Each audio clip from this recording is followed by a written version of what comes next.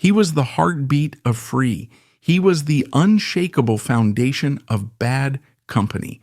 He was also the most anonymous man in the history of rock. His name was Simon Kirke. He committed the most heinous crime, reliability. It was reliability that made him a foundation, something built, only to be buried. This is not a story about a hero. This is an indictment of a man, Druge, who was destroyed by his own stability.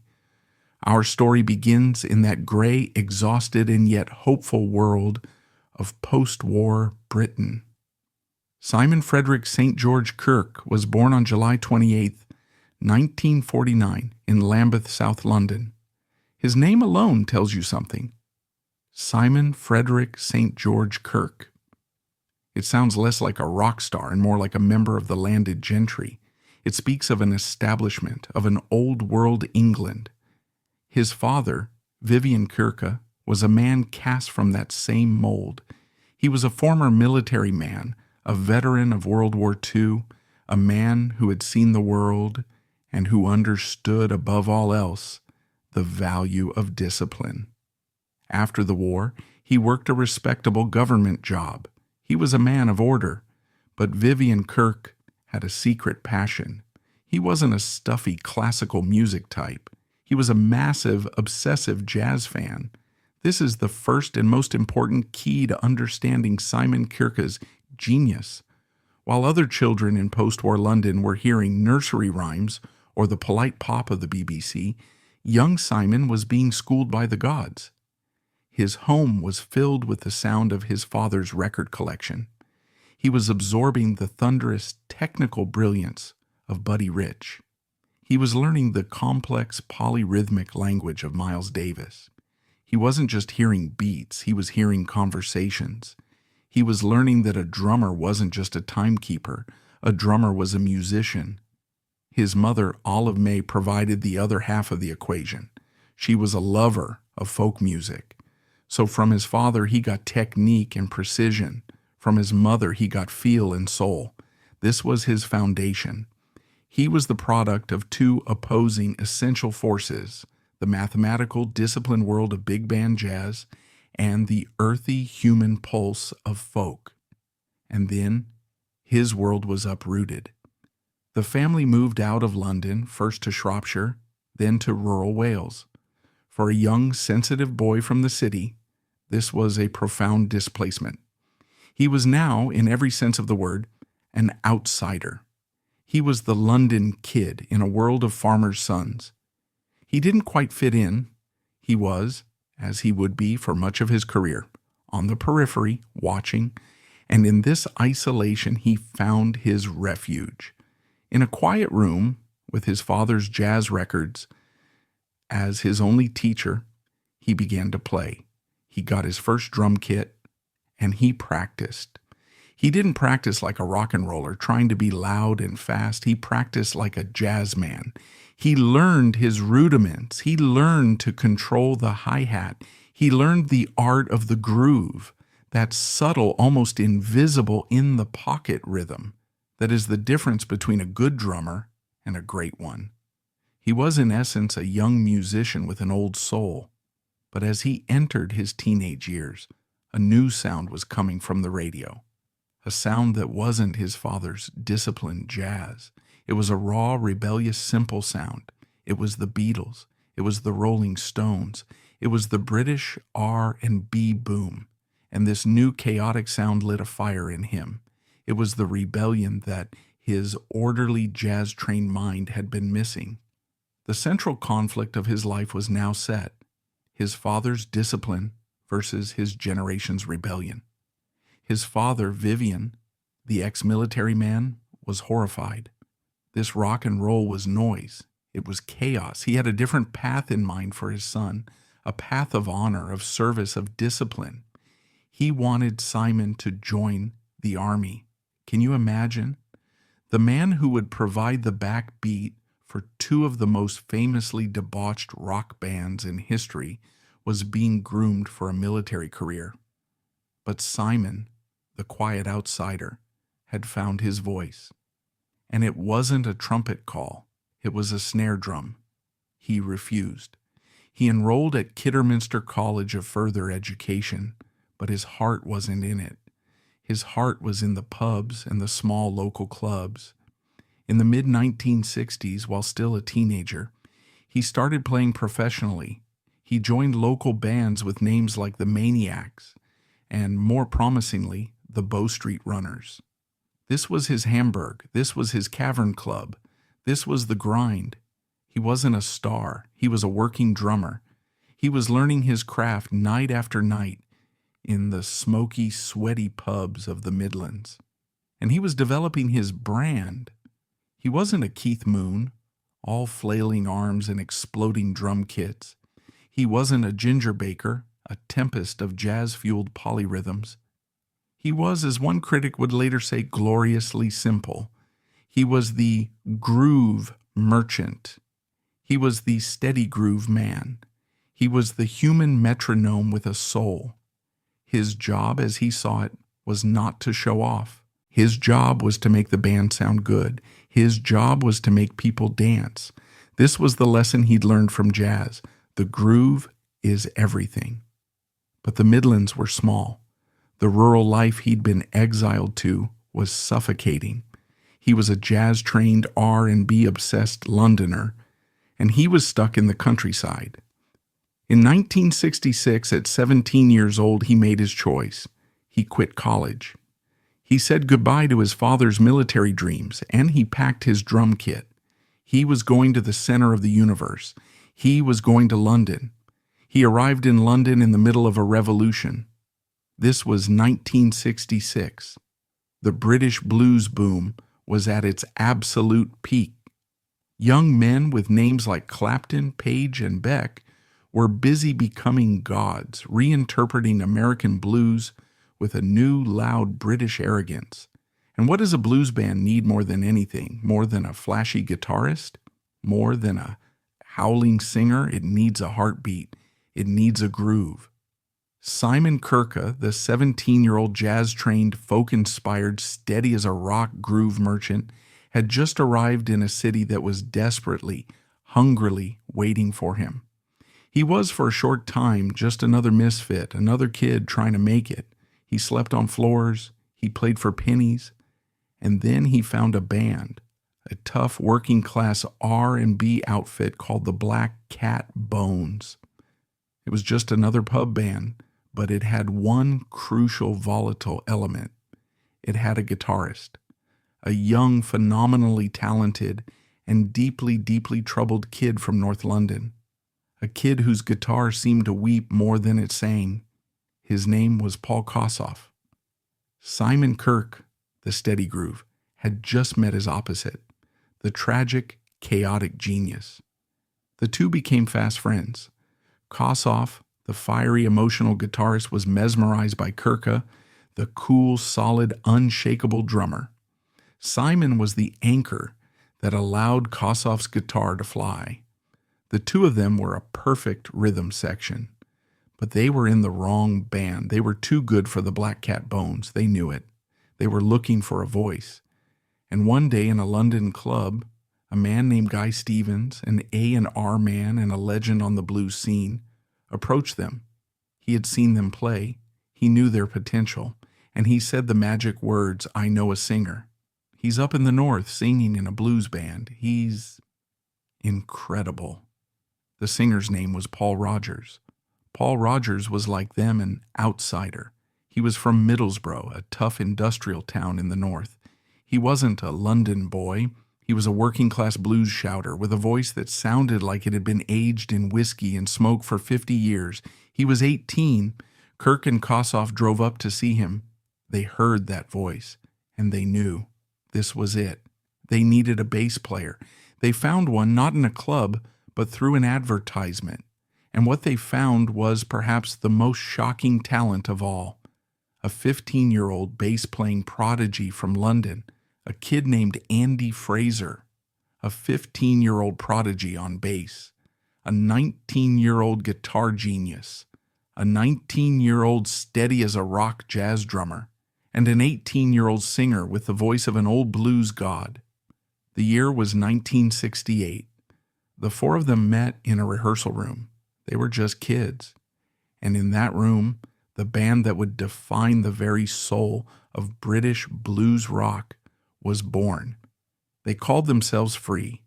This was it, the alchemy, the perfect, impossible chemistry. Four teenagers, none of them yet 20 years old, had just formed a band that would define a genre. But this was not a band of friends. It was a volatile collection of virtuosos.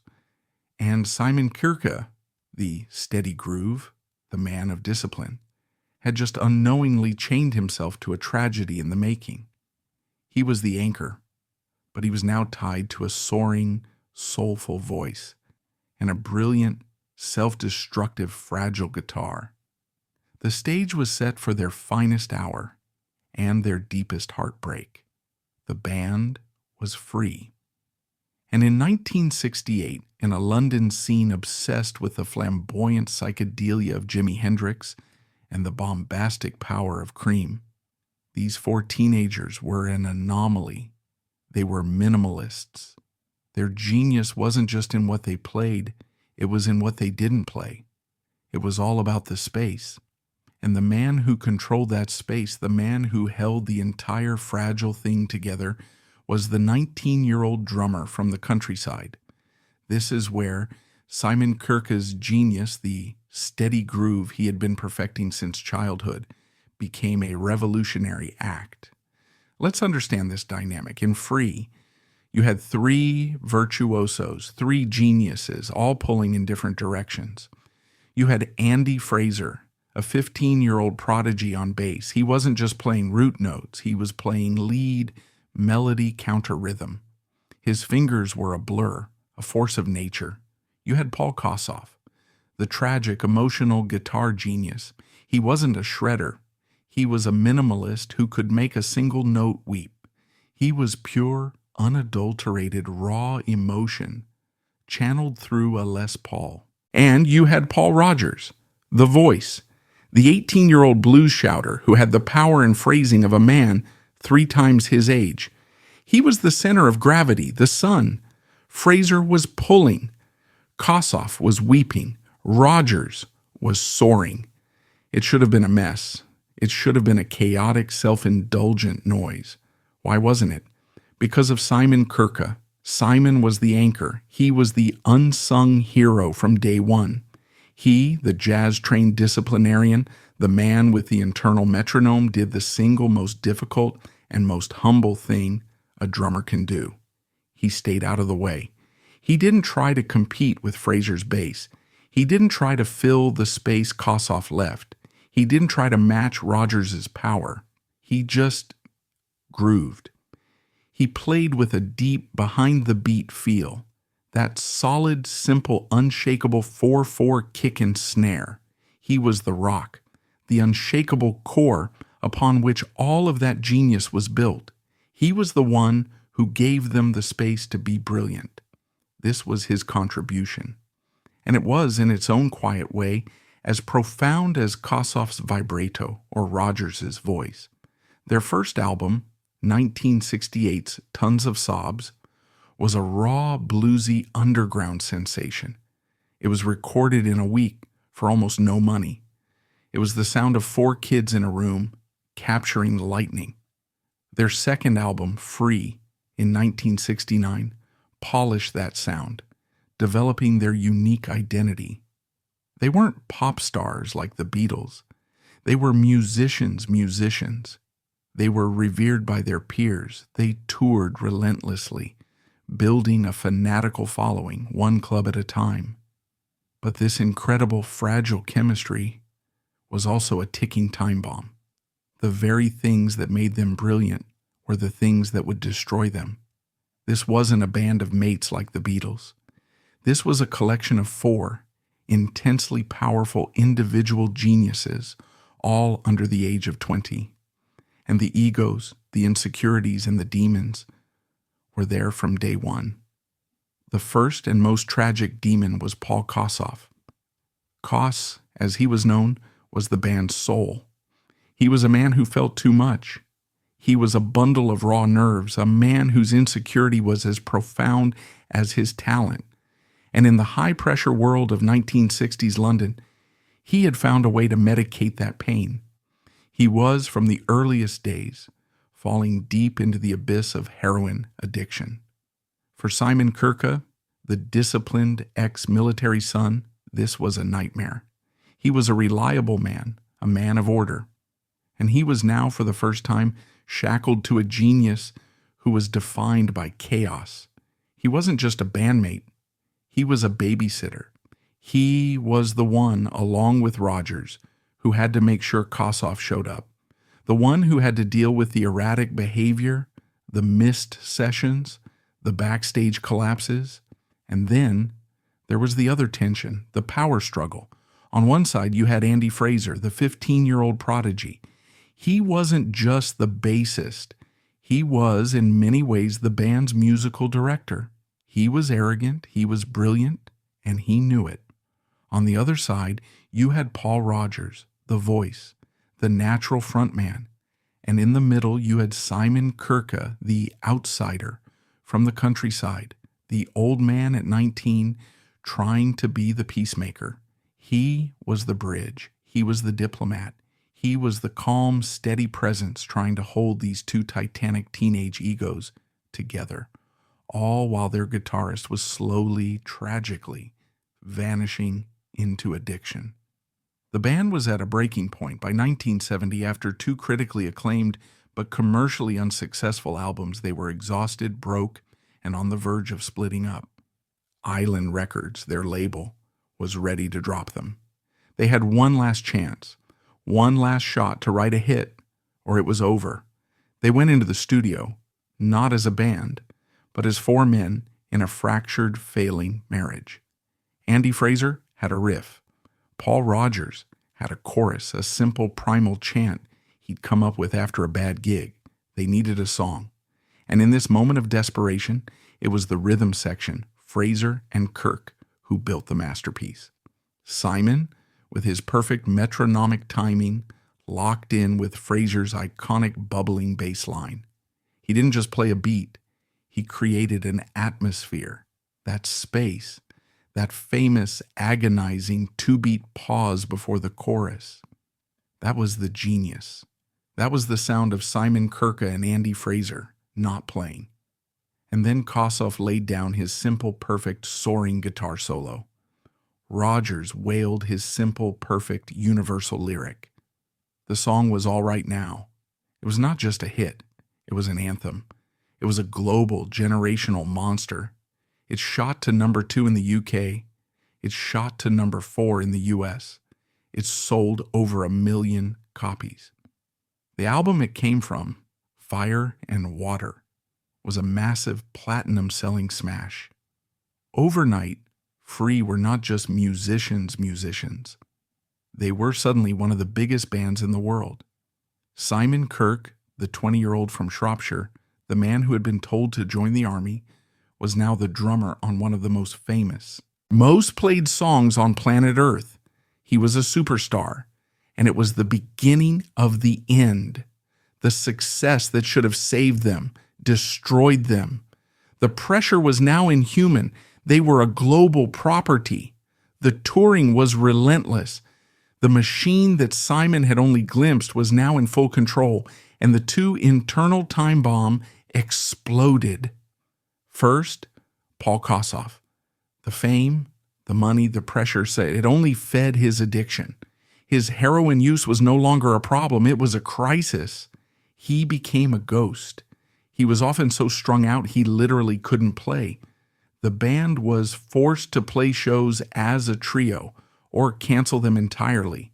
Second, Andy Fraser, the prodigy, the brilliant, arrogant musical director, left. He couldn't take the chaos of Kossoff. He couldn't take the arguments. In 1971, he quit. The band, at the absolute peak of its fame, disbanded. The dream was over. It had lasted 3 years. For Simon Kirke, this was a profound trauma. He was the steady one, the man who had tried to hold it all together, and he had failed. He had watched helplessly as his brother Paul Kossoff had descended into an inferno, and as his band had torn itself apart. He and Rogers, the two survivors, tried to form a new band. It didn't work. The magic was gone. In 1972, in a desperate, ill-fated move, they reformed Free. They brought Fraser back. They tried to save Kossoff, but it was too late. Kossoff was too far gone. Fraser, seeing it was a lost cause, quit again. The band limped to its pathetic, agonizing death in 1973. The final album, Heartbreaker, was a portrait of a band in its death throes. Simon Kirke was 24 years old. He was, for the second time in his life, a musician without a band. And then, in 1976, the inevitable tragic phone call came. Paul Kossoff, at 25 years old, was dead. He had died of a drug-induced heart failure on a flight to New York. This was the moment that defined Simon Kirke's life. This was his plane crash. He had not just lost a bandmate, he had lost his brother. He had lost the man whose chaotic genius had been the flip side to his own steady discipline. He, the man of order, had been unable to save his friend from chaos. This tragedy would haunt him forever. It instilled in him a deep, profound, and lifelong aversion to hard drugs. And, as his own drinking was beginning to escalate, it planted a seed of terror in his mind. He had seen the abyss. He was 26 years old. He was a veteran of a war he had lost. His band was dead. His guitarist was dead. His career, it seemed, was over. He had become what he'd always been, the quiet survivor. He had no idea that his second life, a life of even greater fame and even more excess, was just about to begin. The death of Paul Kossoff in 1976 was not just the end of a band, it was the end of an innocence. For Simon Kirke, it was a profound personal failure. He was a 24-year-old survivor, a widower of a legendary band. But in rock and roll, a death creates a vacuum that must be filled. His partner in grief, Paul Rogers, the voice, was also adrift. The two of them, the surviving functional core of Free, were not done. He was adrift in the sea of 1973, but in rock and roll, a death creates a vacuum, and a vacuum must be filled. Paul Rogers, the voice, was also adrift. His band was gone. He was perhaps the most respected and unemployed singer in the world. Simon Kirke, the heartbeat, was the most reliable and unemployed drummer. The two of them, the surviving functional core of Free, were not done. They were just waiting. They had a chemistry, a shared rhythm, a bond forged in the trenches that was too powerful to just let die. They just needed a new army, and they found it in a man who was also escaping his own successful past. Mick Ralphs was the lead guitarist for Mott the Hoople, a brilliant band, but one that, by 1973, had been taken over by the glam rock, David Bowie-influenced, theatrical world of all the young dudes. Mick Ralphs was not a glam guy. He was a jeans and t-shirt guy. He was a riff master. He wrote straight-ahead, no-nonsense, bluesy rock and roll. And he had a batch of songs that were just too straight for the platform boots and feather bows of Mott. He had a riff, a simple, muscular, C-chord-driven riff. The song was called Can't Get Enough. He offered it to his band. They rejected it. So Mick Ralphs, frustrated, quit. Now you have the greatest voice in rock, Paul Rogers, and the greatest riff writer in rock, Mick Ralphs, both Free. They found each other. And who did they call to be the engine, the only man who could lock it all down? They called Simon Kirke. The heartbeat was back. They needed a bassist. They auditioned dozens. None fit. Then they found Boz Burrell, who had just left the experimental prog rock madness of King Crimson. He was solid, melodic, and, crucially, he could groove. The four of them met in a rehearsal room. This was not the teenage, insecure art school experiment of Free. This was different. This was a band of professionals. This was a band of veterans. This was the world's first and perhaps greatest organic supergroup. They didn't need a name, they were the name, but they took one anyway from an old Western. They called themselves Bad Company. They didn't need a label. Labels were fighting over them. They were the first band signed to Led Zeppelin's own brand new vanity label, Swan Song Records. They were, quite literally, on the Led Zeppelin label. They were flying on Zeppelin's private jet before they had even released a single. The pressure this time was not to make it. The pressure was to deliver on a scale that no band, outside of Zeppelin and the Stones, had ever known. They went into the studio, and in 10 days they recorded their debut album. It was an act of pure, effortless, professional magic. And in 1974, Bad Company was unleashed on the world. It was not a tons of sobs, a raw, bluesy cry from a teenager. It was a statement. It was a muscular, slick, and impossibly confident masterpiece of stadium rock. It was perfect. The album was a monster.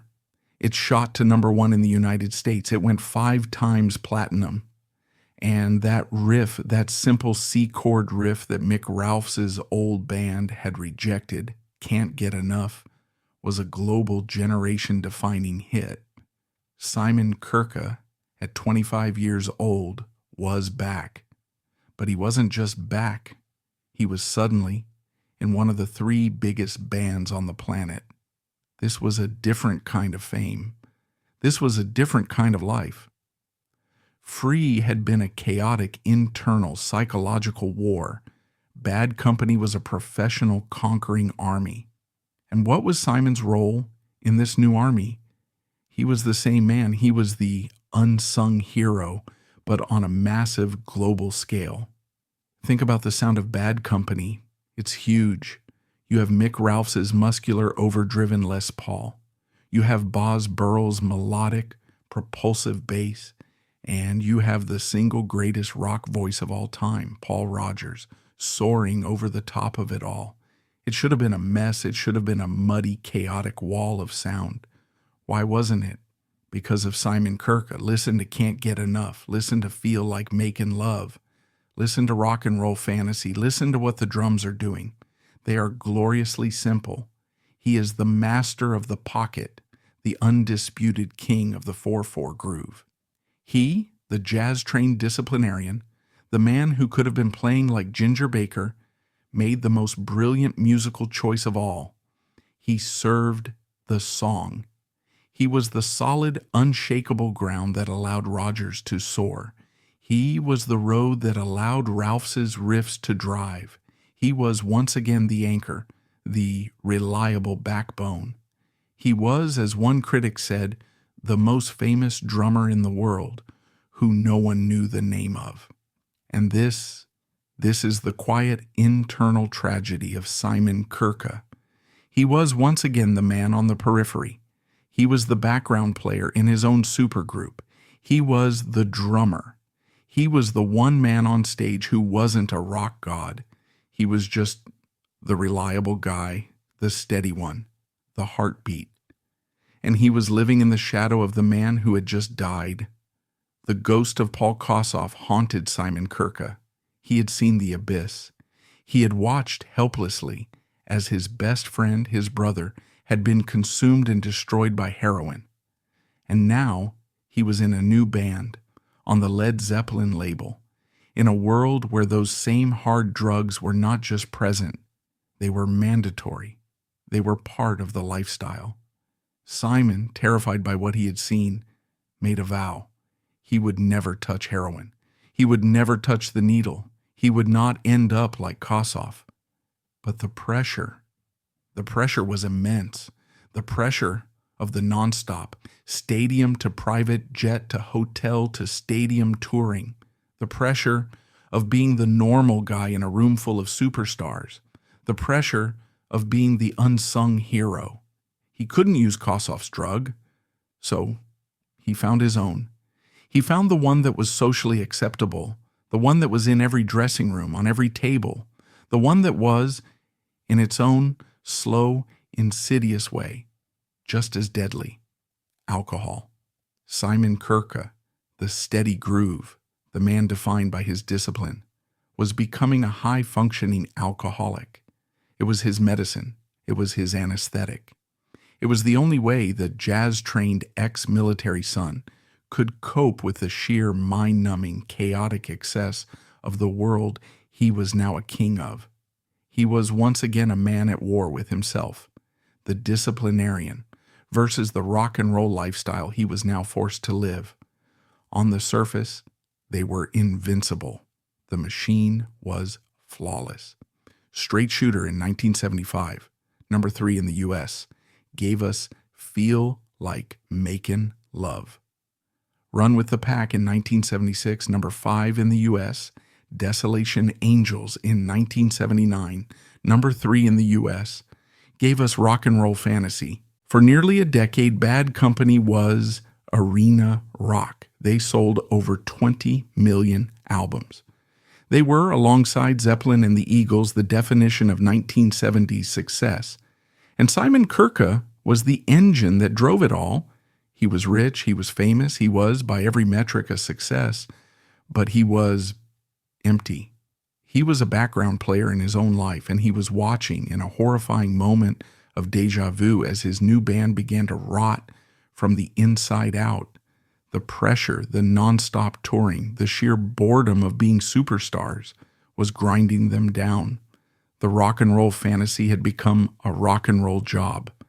And in 1982, the man at the center of it all, the man who was even more than Simon the quiet one, had had enough. Paul Rodgers, the voice, the man who had left one super band because it was tearing itself apart, did it again. He quit. He walked away. He said he was tired of the excess, tired of the machine. He wanted a normal life, and just like that, it was over. The second legendary, iconic, multi-platinum band that Simon Kirke had co-founded had dissolved. This was not the hot, emotional, drug-fueled tragedy of Free's collapse. This was a cold corporate adult divorce.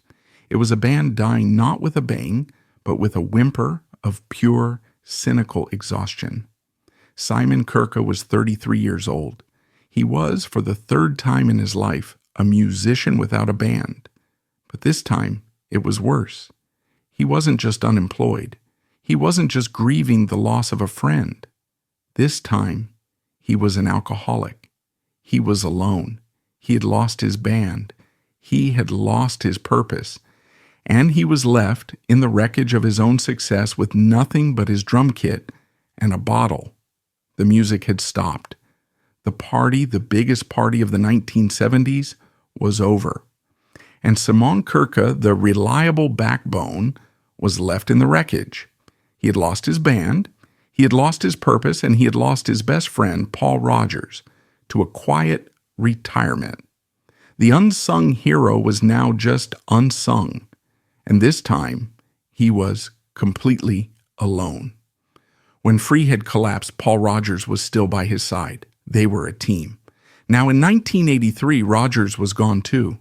He was left to face his Kossoff-fueled trauma, his grief, and his profound loneliness. He was the man who had watched in horror as heroin destroyed his first musical brother. He had sworn he would never fall into that abyss. So he chose a different poison, a slower, more socially acceptable one. Alcohol was his medicine. It was the anesthetic that had allowed the normal guy to cope with the excess of the 70s. And now, with the music gone, it was the only thing left. This was his rock bottom. But Simon Kirke was the son of a soldier. He was a man of discipline. Before he could find his music again, he had to fight a new war, this time entirely against himself. Sometime in the mid-1980s, Simon Kirke did the hardest thing a man in his position can do. He didn't just quit drinking, he went to rehab. He faced his demons. He put down the bottle that was killing him and silencing the ghosts. This was a battle, a quiet, personal, and profoundly unglamorous war, fought far from the stadiums and the spotlights. And He won. This was perhaps the single greatest victory of his life. He was sober. He was healthy. He was clear-eyed for the first time in a decade. And he was bored. He was a drummer, a man whose entire identity was built on the groove. A heartbeat cannot exist in a vacuum. He needed to play. The silence was deafening. He was sober, he was healthy, and he was unemployed. The phone rang. It wasn't Paul Rogers. The voice was off, quietly, finding his own solo path. It was Mick Ralphs, the riff master. He was bored too. They were the two orphans of the supergroup, and they had a proposition from the label, Atlantic Records. The brand, Bad Company, was still valuable. The name still meant something. The label wanted a new album. They asked Paul Rogers. He said no, he was done. And this is the fateful, tragic, and most controversial decision of Simon Kirke's life. They decided to do it anyway. They decided to replace Paul Rogers. You have to understand what a cardinal sin this was. You don't replace the voice. You don't replace the soul. It's like a Led Zeppelin continuing with a new singer. It was, in the eyes of the rock world, a sacrilege. But Simon, the newly sober professional with reliable backbone, had a different logic. This was his job. This was his band. He had co-founded it. Why should his career be over just because the singer quit? A heart just needs to beat. So they recruited a new singer, Brian Howe, a talented, powerful, melodic vocalist who sounded nothing like Paul Rogers. He was a pure AOR singer, perfect for the 1980s. And in 1986, this new, corporate, zombie version of Bad Company released the album Fame and Fortune. It was a disaster. It was a commercial and critical bomb. The old fans were horrified. The new fans didn't exist. The album sounded confused, a bizarre mix of 70s blues rock and 80s pop metal. Simon and Mick must have been devastated. They had done the unthinkable. They had sullied their own legacy for nothing. They were a joke, a cover band of themselves. But the label, Atlantic, wasn't done. They saw the potential. They just needed to lean harder into the 80s sound. Forget the blues grit from the outline. They wanted commercial hits. They brought in outside songwriters, pop producers, and Simon, the sober professional, the man who just wanted to work, agreed. In 1988, they released Dangerous Age, and this time it worked. The single, No Smoke Without a Fire, was a hit, a real radio-friendly MTV-ready hit. It was a miracle. The zombie band was alive. They doubled down. In 1990, they released Holy Water. This was the one. Produced by Terry Thomas, a pop metal guru, the album was a slick, radio-polished commercial juggernaut. The power ballad, If You Needed Somebody, was a top 20 hit. The album went platinum. In 1992, they did it again. Here Comes Trouble. More hits. Another platinum album. It was insane. Simon Kirke, in his 40s, was back.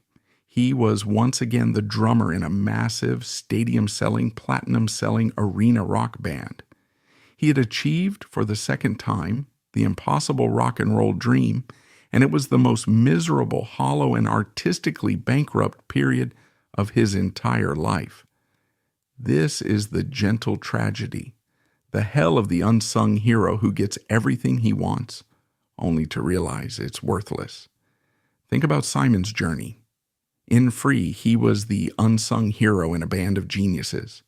It was a chaotic, emotional, drug-fueled war, but it was real. The music was art. It was four boys in a room, bleeding onto the tapes. In the first Bad Company, he was the unsung hero in a band of gods. It was a debauched, excessive corporate machine, but it was authentic. It was the sound of real blues-based stadium rock played by masters. Now, in this new Bad Company, this Bad Company Mark II, he was the unsung employee in a corporation. He was sober. which meant, unlike the 70s, he was acutely aware of what was happening. He wasn't numbed by alcohol. He was clear-eyed. And he saw the tragic irony. He, the jazz-trained groove merchant, the master of the pocket, was now a machine. The 80s and 90s production, with its click tracks, its drum machines, and its gated reverb, had stolen his groove. His job was no longer to feel the music. His job was to play perfectly in time with a digital click. The very humanity that made his drumming special was now a flaw to be polished out by a producer. He remained the spine of the band, steady even as everything around him fell apart. But he was the backbone of a corporate shell. Can you imagine the internal psychological hell? He's 42 years old, he's rich, he's famous, and he's on stage in an arena playing to thousands of people, and he's hating it. He's playing his old songs like Feel Like Making Love, but it's not Paul Rodgers singing. It's a new guy.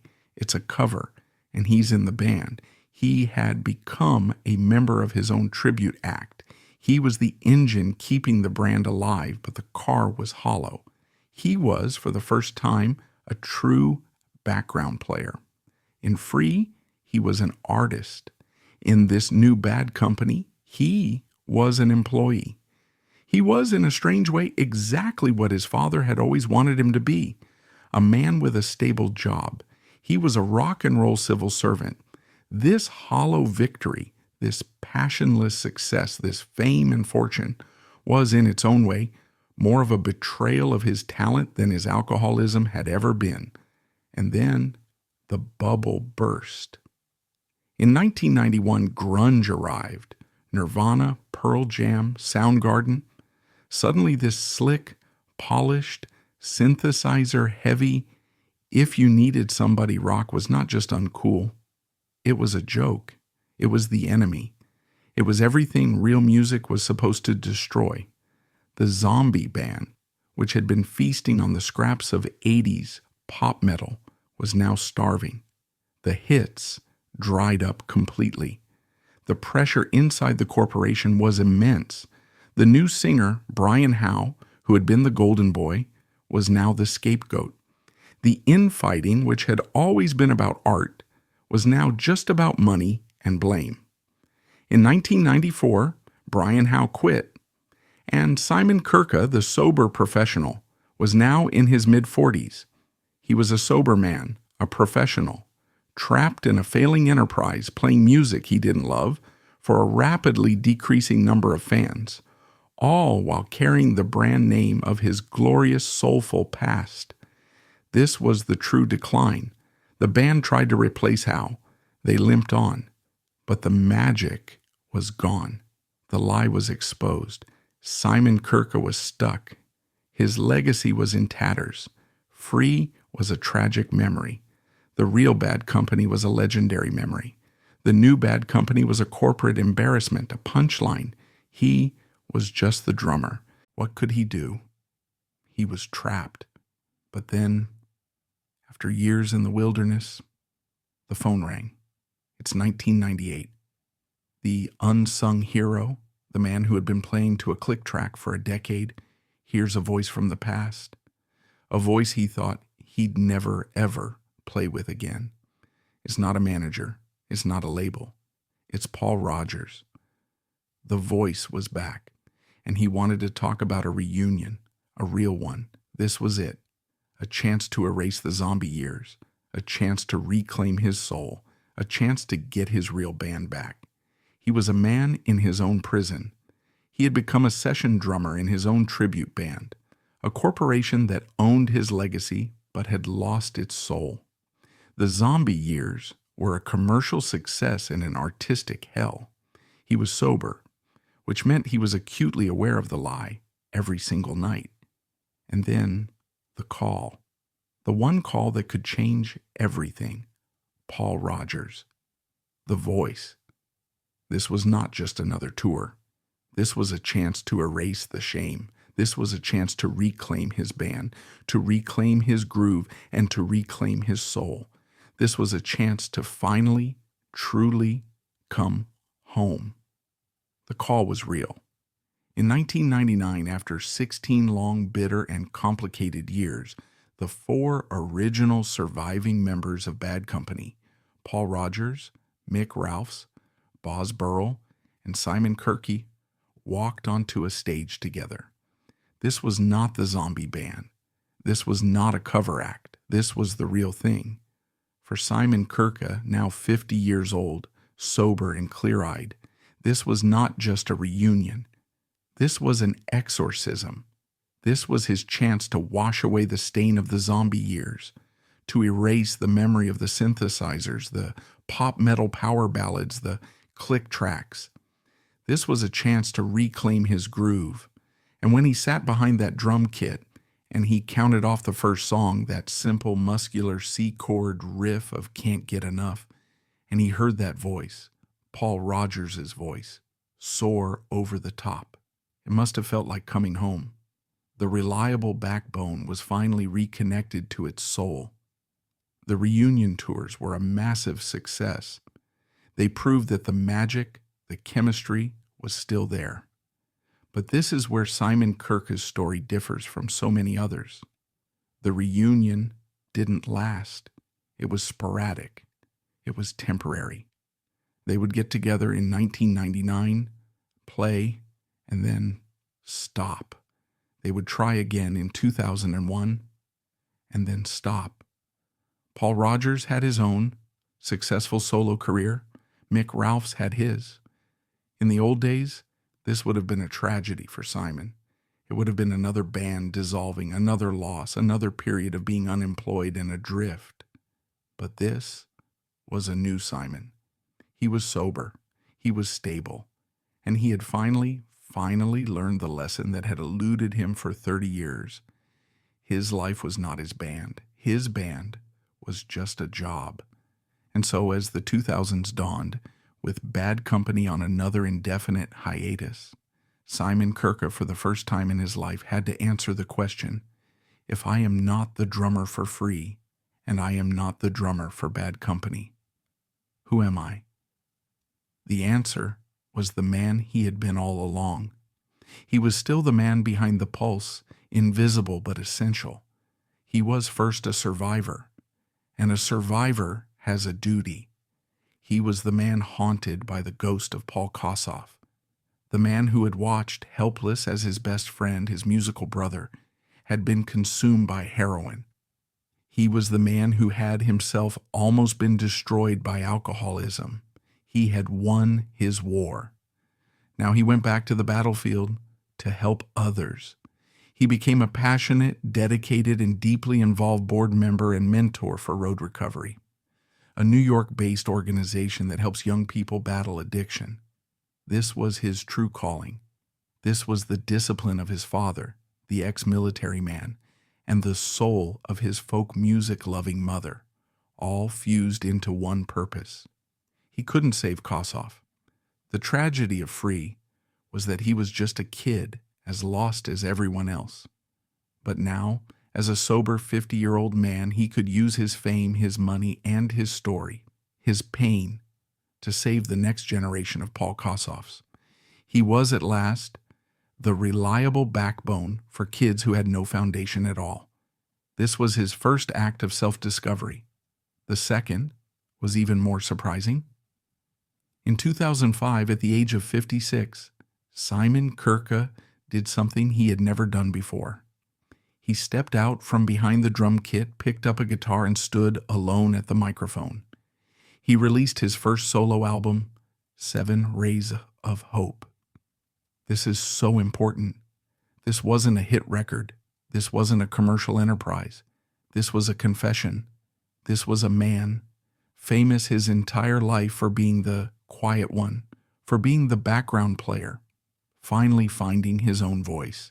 He followed it up in 2011 with Filling the Void, and again in 2017 with All Because of You. And the music. The music tells the final part of the story. It's not the raw blues of Free. It's not the stadium rock of Bad Company. It's folk rock. It's acoustic. It's melodic. It's poetic. Think about that. His entire life, he had been defined by his father's love of jazz, of discipline and technique. But his solo music, it was the sound of his mother's folk records. After 50 years, the man of discipline was finally showing us his heart. He was at last integrating all the pieces of himself. And then there was the final beautiful and most profound irony of his life. Simon Kirke, the man from the quiet English countryside, had settled in New York. He was a father, and the unsung hero, the man who had spent his entire career in the shadows, happily supporting the massive charismatic frontmen like Paul Rodgers, raised two of the most charismatic, famous, and brilliant frontwomen of a new generation, his daughters, Jemima Kirke and Lola Kirke. You cannot make this stuff up. The man who had been the ultimate background player had raised a family of stars. It's as if the universe, in a final loving wink, had decided to give him back all the spotlight he had so humbly deflected for all those years, and give it to the people he loved most. This was his true, profound, and lasting victory. Today in 2025, Simon Kirke is still the reliable backbone. He is still playing. The Bad Company brand rumbles on. He has toured on and off with Paul Rodgers, a final triumphant victory lap in 2019. He's even playing gigs as recently as 2024 with Artemis Pyle's band, a man who knows just like he does what it's like to be the unsung engine of a legendary band. He is not retired. He cannot retire. A heartbeat cannot retire. A groove must go on. He is, in essence, the ultimate symbol of resilience. He is the ultimate rock and roll survivor, not from a single dramatic crash, but from the slow, relentless grind of time itself. He weathered the chaos of the 1960s, the excess of the 1970s, and the cynicism of the 1980s. He fought and conquered his own alcoholism. He stood firm through the devastating loss of his best friend. He just endured. And in this quiet endurance, in this absolute reliability, lies the very heart of his legacy and his gentle tragedy.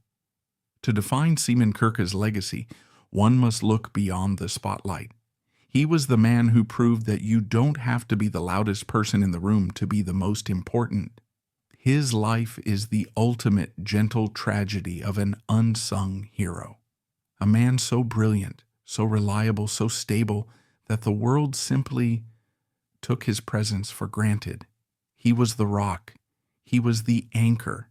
He was the man whose quiet discipline gave Paul Kossoff's mad genius a stage to burn on, and whose steady rhythm gave Paul Rodgers' voice a path to glide onto. His name may not be on the front of a t-shirt, but his feel, his pulse, is the DNA of every song you love. When you listen to All Right Now, when you listen to Feel Like Making Love, when you listen to Can't Get Enough, you're not just listening to Simon Kirke, you're feeling him.